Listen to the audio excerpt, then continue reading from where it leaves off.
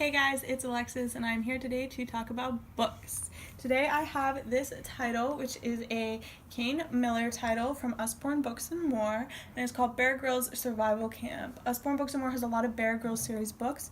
There's some chapter books that are about his adventures that are super fun. There's some activity books with stickers and things that you can do, and then there is a couple in their survival series. There's also a small handheld book that you can use that's a little manual, but this is the big one, and this is an all-terrain training manual.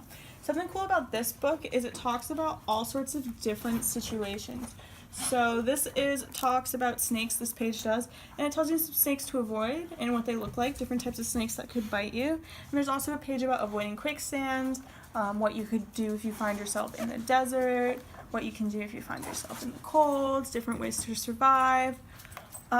Different types of knots even, and there's definitely a page in here that's about making a fire, getting food to eat.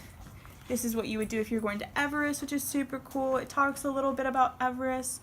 Two of the greatest Everest legends are the expeditions of Mallory and Irving in 1924 and Norgay and Hillary in 1953.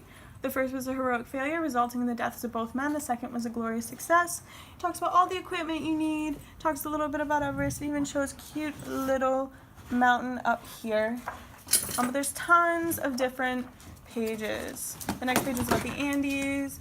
This one is about the Amazon River. You have different types of boats, different dangers of the ocean. It really has everything you could possibly need in a survival book. Anything that you would find yourself like, what would I do in this situation? So if you have one of those kids who's totally a Boy Scout, what would I do if I was out in the woods? What would I do if I was in the desert? If you're one of those kids who asks a lot of questions like that or who thinks about things like that, this is a totally cool book. And at the end, there's an index which talks about all the different parts that happen, so you can quickly go to a question your kid has. So if your kid is like, hey, I want to know about what would happen if I didn't have an oxygen supply. And you could be like, okay, we're going to go to page 77.